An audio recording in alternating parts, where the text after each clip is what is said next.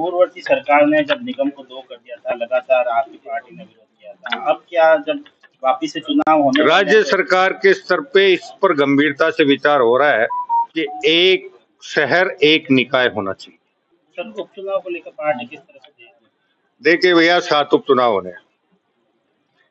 एक भारतीय जनता पार्टी की सीट हमारे माननीय विधायक हमें बीच में छोड़कर चले गए, इसलिए रिक्त हुई है। 6 सीटें विपक्ष की रिक्त हुई हैं। हम 7 सीटों पर पूरी ताकत के साथ उतरेंगे और हमारा प्रयास ये होगा कि हम 7 की 7 सीटें जीतें। लोकसभा चुनाव की तरह अगर कांग्रेस गठबंधन करती है तो मुश्किल हो सकती है।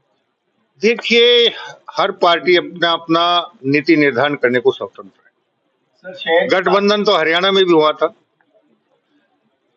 जनता गठबंधन को किस रूप में लेती है, सारा इस पे निर्भर करेगा। लेकिन हमें उम्मीद ये है कि राजस्थान की जनता पिछले 10 महीने में हमने जिस प्रकार पेपर चोरों, पेपर डकैतों, युवाओं के भविष्य के साथ खिलवाड़ करने वालों के खिलाफ सख्त कार्रवाई की है, संगठित अपराधियों के खिलाफ सख्त कार्रवाई की है। ऊर्जा के क्षेत्र में हमने जिस प्रकार से, चाहे सौर ऊर्जा हो, चाहे पवन ऊर्जा हो, चाहे दूसरी ऊर्जा हो, उसके उत्पादन के लिए जिस प्रकार के समझौते हुए हैं।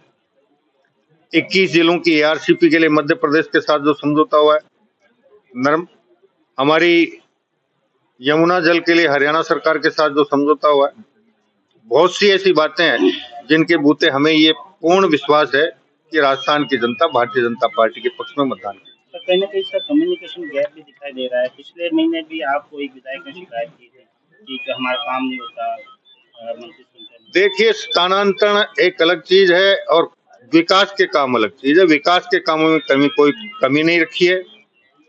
राजस्थान सरकार पहली ऐसी सरकार है जिसने अपने पहले वर्ष में जिस प्रकार का बजट पेश किया है, सामान्यतः अब तक उस प्रकार का बजट सरकारें अपने कार्यकाल के अंतिम साल में प्रस्तुत करती हैं। और हमने बजट ही प्रस्तुत नहीं किया है, वो बजट धरातल पर उतरे, इसके लिए लगातार हमारे प्रभारी मंत्री और प्रभारी सचिव जिलों के साथ समन्वय बनाने के लिए लगातार मीटिंगें कर रहे हैं।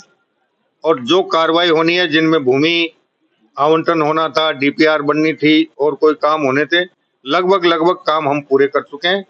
और अब राइजिंग राजस्थान के जरिए राजस्थान के विकास के लिए राजस्थान सरकार पूरी तरह से पार्षदों की जो नियुक्ति हुई थी वो कुछ घंटों में ही वापस निरस्त कर दी गई, इसके बारे में विभाग के स्तर पे, अब लिपिक के स्तर पे हुई या अधिकारी के स्तर पे हुई, जो एक टंकन की त्रुटि कह दें, तकनीकी त्रुटि कह दें या लिपिक की त्रुटि कह दें, कि जिस जगह के लिए हमने जो नाम दिए थे उसके बजाय दूसरी संस्था का नाम लिख दिया गया। परिषद की जगह पालिका कर दी गई, पालिका की जगह परिषद कर दी गई। नाम तो जोधपुर की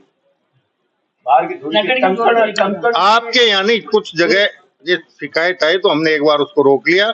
ये था कि हम संशोधित सूची जल्दी जारी कर देंगे सुधार करके, लेकिन इस बीच चुनाव की घोषणा हो गई। चुनाव का कोई पेच तो नहीं, जहां जिन जिलों में चुनाव वहां तो पेच फंसी गए।